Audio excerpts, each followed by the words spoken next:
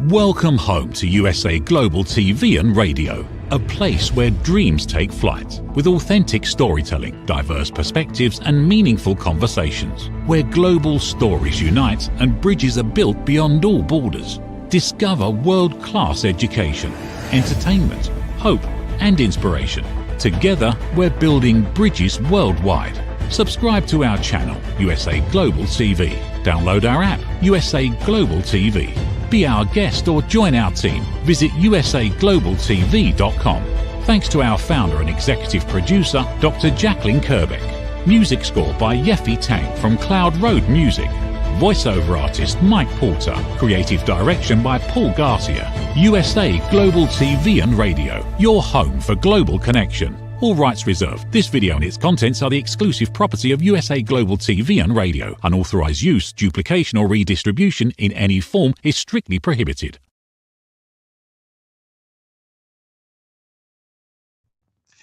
Howdy, all y'all. Just another wonderful day here in paradise in the Houston, Texas area. My name is red.olaughlin. We're on Talking Heads today on the USA Global TV and Radio Network. And we've been changed the direction of the show a little bit over the last several weeks. Doing a segment, or not a segment, I'm doing a series of one-day broadcasts basically called What Would I Do? And I kind of share my insights into, well, here's the problem. Is there a way of fixing it? Is there a way of ameliorating it? What can I do? So I'm taking my definition of what the situation is and trying to help the reader, the user, the video, my audience make better decisions. Either take the information to their doctor, and as always, if you're going to make a change in your life, definitely talk to your doctor first. So with that being said, here on Talking Heads, let me get my slide program lined up real quick.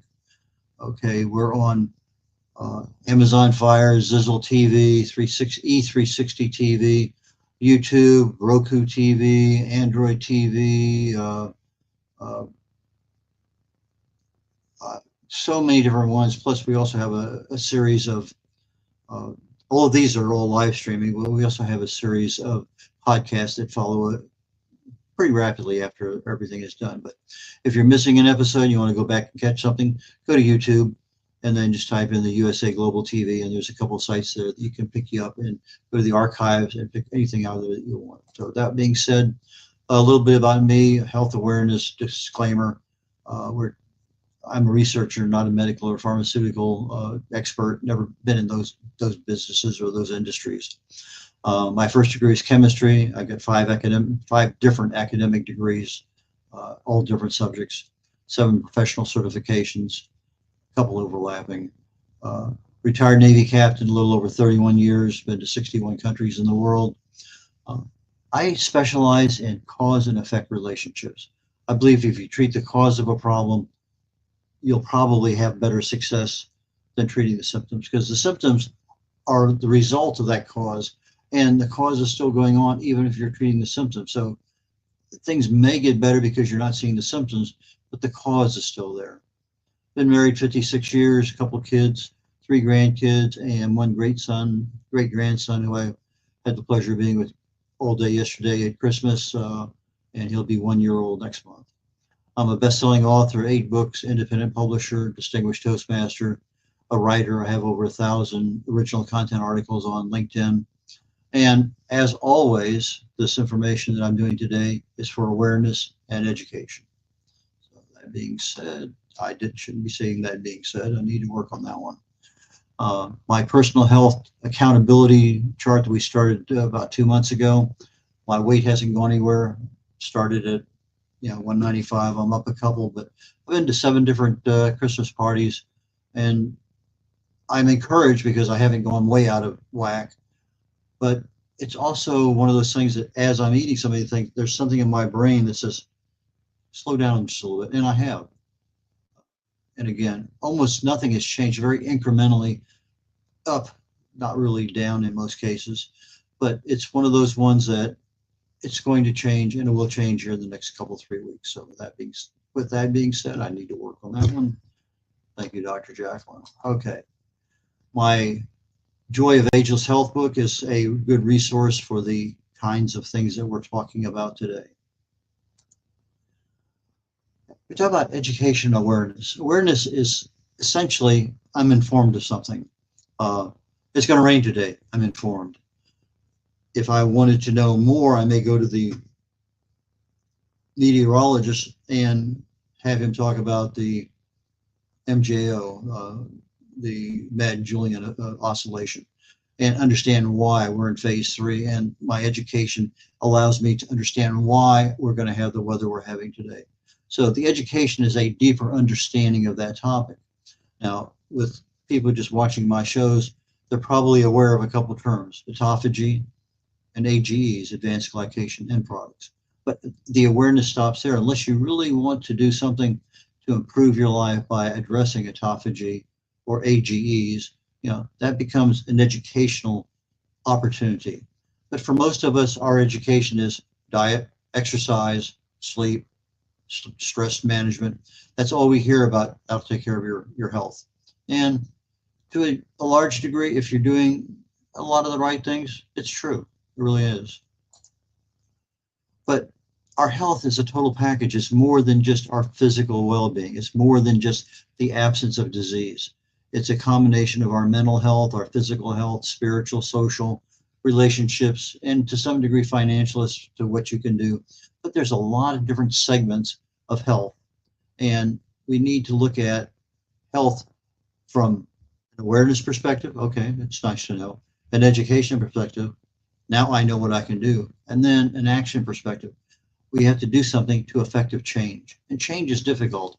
Well, it's not super difficult because some of us want new clothes, new watches, new iPhones or phones, new cars, new homes. There's a lot of things we want that's change, but it's not necessarily something that's easy to do.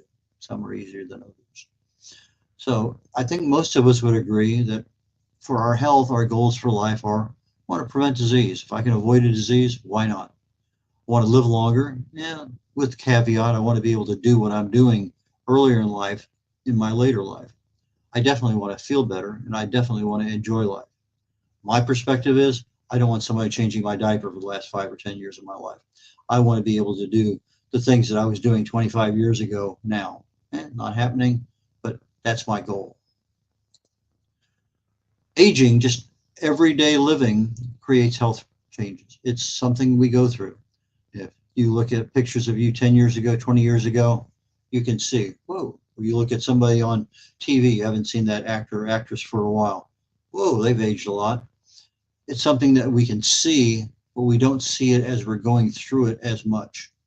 And the goal basically is that we have to maintain and improve what we have without even knowing we're changing. That's kind of tough to do. We know we shouldn't do this. We know we shouldn't do something else. So knowing isn't always the solution. And then you come down to the why.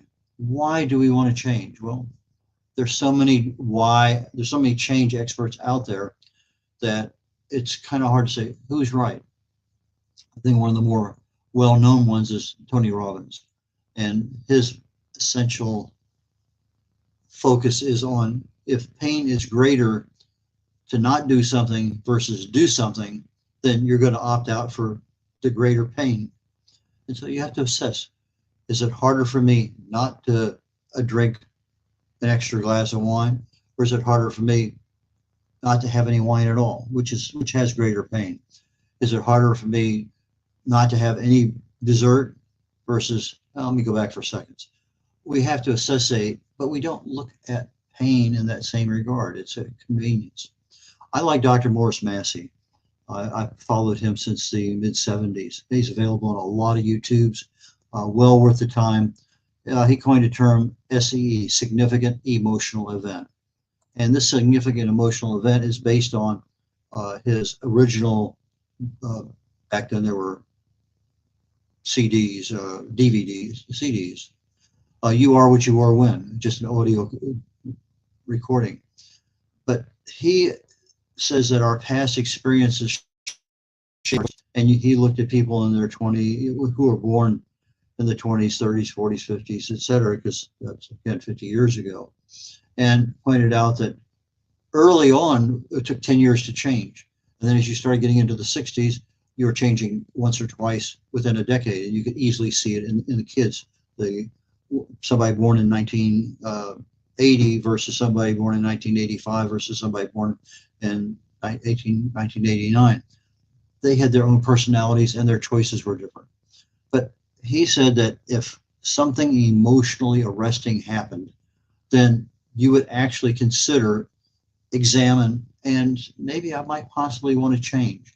What are these things? Well, the standard ones are birth, death is a big one, marriage, divorce, you get fired, change jobs, graduate,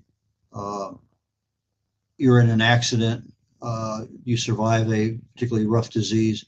There are things that stop our brains and say, I don't want to do that again. And that is where a change mechanism happens that our brain is going to support the rest of us in making that change. Again, Dr. Morris Massey, really think he's a fantastic guy in assessing psychologically how do we make change in our lives. So health changes without us knowing it. You know, you graduate from high school, probably late teens, and the world is out there. Do I go to college? Do I go to work? Do I join the military? Do I join my parents' business? Lots of choices. It doesn't matter what those choices are. I could go in the military. I could do something else over here. My body is going to be affected one way, shape, or form because I'm aging. Some of the things that start in the 20s that we'll never catch on to is immune disorders. However, there are times when immune disorders start to manifest in your 20s, and we don't recognize them for what they are.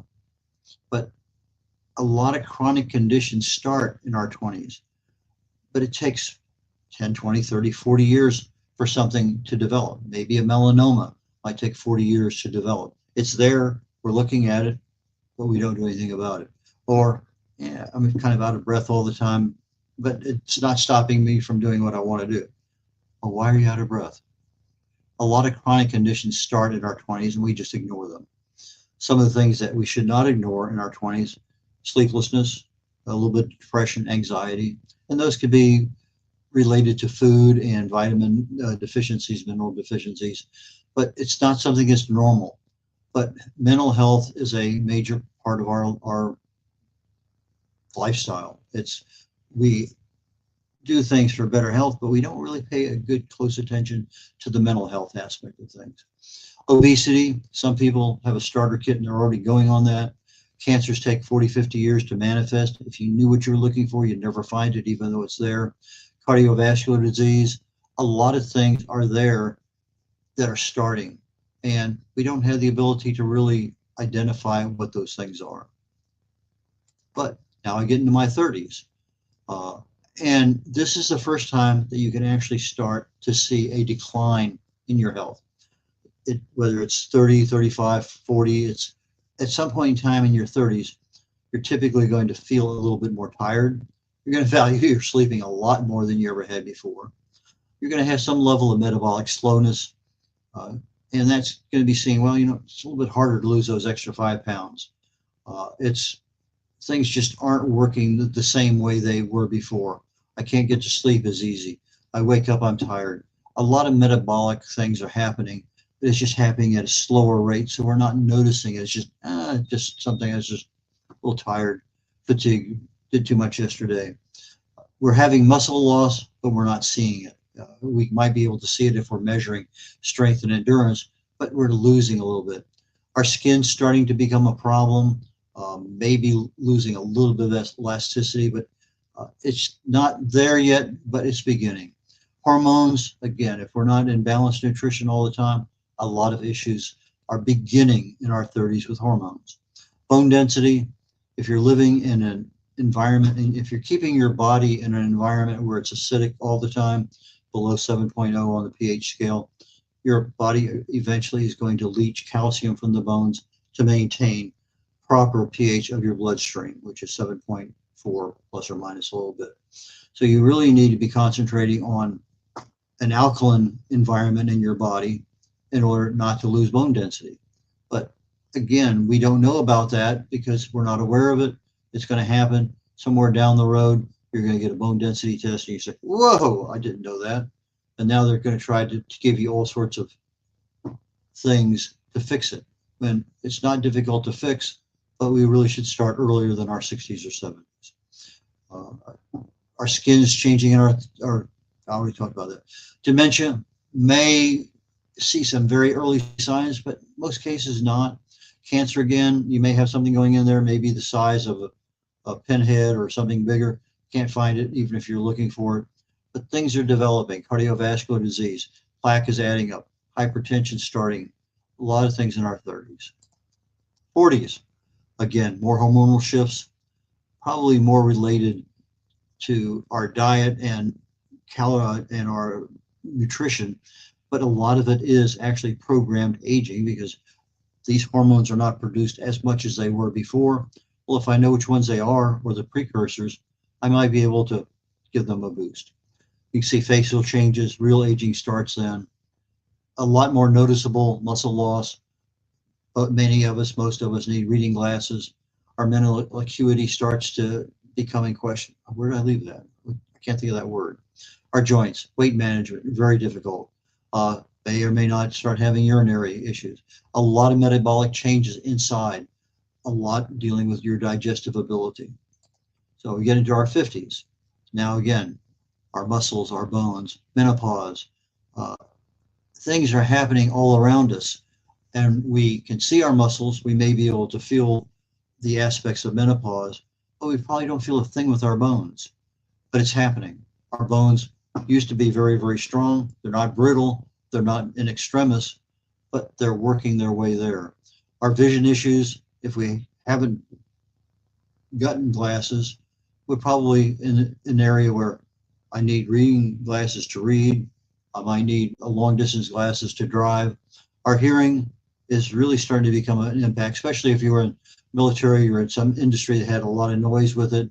If you were in your teenage years and you had something blasting out all the time, hearing is really going to become a problem in your 50s. That's where you're hearing. I just hear a lot of thunder outside right now, still booming. And again, those metabolic changes, and a lot of that has to do with our digestive ability. It's just not what it used to be. We start seeing in our 50s some of those chronic conditions we talked about back in our 20s. They may be an autoimmune disease that's manifesting.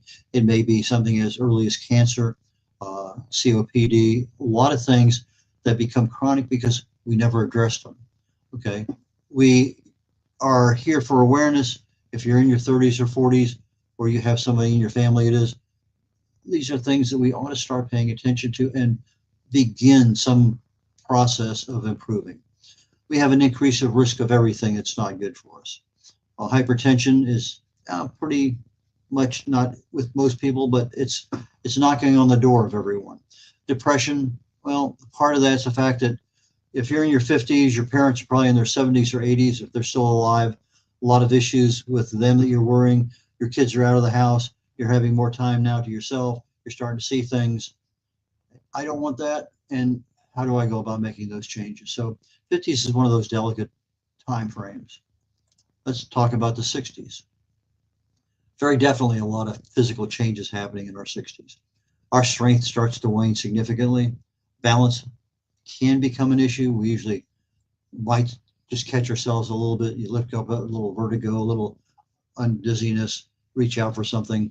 Not a big deal, but it's one of those things, awareness. If you're starting to see that, maybe I need to start working on my balance now. It's not a difficult thing to do. A lot of YouTube videos. If anybody's out here, pick any of these topics, go to YouTube. But if you're really serious about making a change, again, talk to your doctor before you do it. Our endurance. Okay, maybe in my 50s, I could run a half marathon. My 60s, I may not be able to run 5 miles. Our endurance wanes, especially on a lot of things. Our muscle mass really starts to lose. We start seeing a little chicken wings and things like that under our arms. A lot of things occurring. Flexibility, joint pain may start to be a major problem. Weight management is always going to be a problem for those in their 60s and older. Just can't get rid of those extra 4, 5, or 6 inches around their waist. Cardiovascular increases. A lot of more plaque is being put into our blood stream and arteries, blood stream, arteries, and heart valves. I think of it. Our vision, hearing, obesity is probably pretty set in our life by then. Diabetes is a major issue. A lot of problems with cognitive decline start to show up in our 60s. Memory loss, complexity issues. We can't do what we used to do. Where did I put my keys at? Don't remember that being over there. A lot of things, we process things slower. Some people, you're starting to see early onset Alzheimer's, and we kind of notice it in other people, but we don't notice it in ourselves. We should have the awareness, but our action is lacking. We just attribute it to aging. I'm getting older, that's what's going on. When in reality, it probably is something that's happening that you should have some level of being able to address. 70s, you start noticing, people coming around, they have large skin bruises, hematomas. Our ability to sweat declines, our skin is changing. A lot more bone issues, a lot more susceptibility to falls, to breaking something. A lot more people having sleep issues for whatever reason. A lot of it's stress, but could be digestive, could be a number of things. Start to see a lot more urinary issues pop up, vision, hearing. By now, third to almost a half of the United States is having problems with hearing. And again, if it's not a big deal, what'd you say? And then you just kind of buy it off. It's aging. Cardiovascular disease, we're seeing a lot more fatigue. You can't do what you do going up a set of stairs. You just got to sit down and rest. A lot of hypertension. Dementia is starting to be part of a lot of lives and people in their 70s. Got to really be super careful for falls. Ulcers may be present. Our body's getting old. We just have an old body. 80s, again, bone issues, muscle issues, cardiovascular should be disease, CVD, hypertension, COPD, osteoarthritis, conjunctive. Let's see, what is a COPD? Pulmonary disorder. I can't think of it right this second. Moving right along. Prostate issues, cancer risk super increased. Even if you had it early in your life, chances are this is a time that it can come back again. Hearing loss, difficulty living alone, dementia, depression. Coordination becomes a major problem. Just some things you can't do that you used to do. Aging is normal. It's something we see all the time. We can affect significant change, and it's always easier if we start earlier than later. And even when we're older, the changes can occur. It's just going to take a little longer time to make them occur. So first thing is awareness. What's happening? If I'm 50 and I looked at this thing, can I really sit down and figure out, is this aging, or is this a joint issue, or is this the start of some disease? What is there? And the second part is taking whatever action's needed. If I have a cardiovascular disease, maybe I need to go see somebody. If I haven't had a physical in a while, maybe that's the appropriate action you need to take, get a physical. So we look at our lifestyle, our diet, exercise, sleep, stress management, and a few others. And we assess what has changed in our life. If nothing's changed, that's a clue. What do you change? Well, that's even more important than what has changed. Our immune system is probably one of the first things we need to look at. YouTube, how do I improve my immune system? Our exercise program, we're not out there to run a half marathon anymore, but walking is certainly a possibility for most of us. Our diet, what really and truly hurts us, give it up. Keep the rest for a while. We need to be aware of our bone density. Caloric restriction, just cut back on the calories. Doesn't have to be a whole lot, but just cut back on the calories. Balanced nutrition is probably one of the absolute best things that if you can do is going to help you in your 50s, 60s, 70s.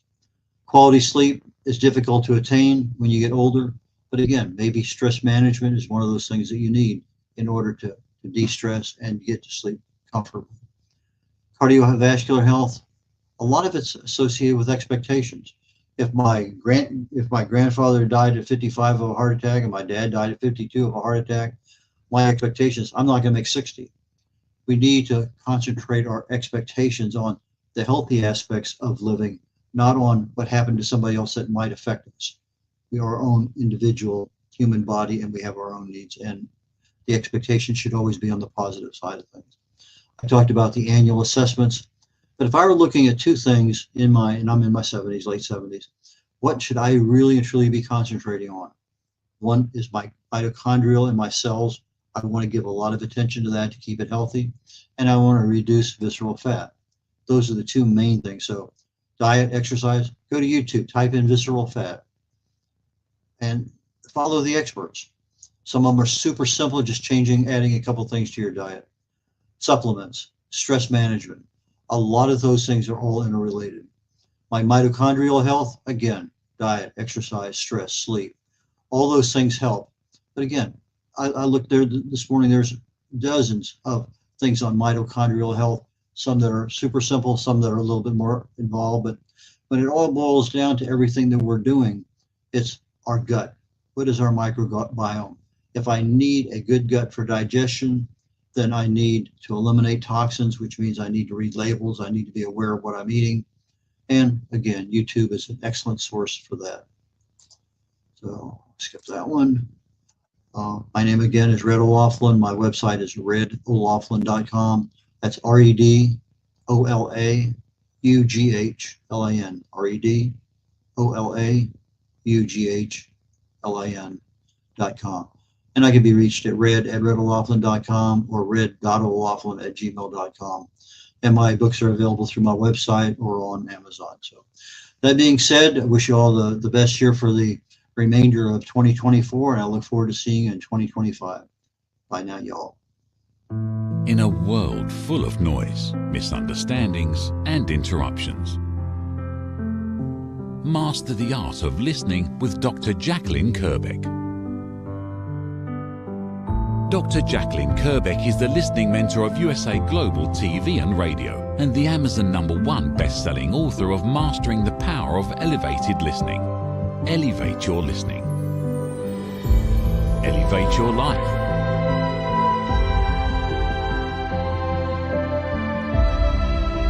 Join a global learning experience in person or via Zoom. Reserve your spot today. usaglobaltv.com/book-your-session or drjacqueline.thinkific.com. Join Dr. Kerbeck's listening courses or hire her to unlock deeper connections and authentic conversations.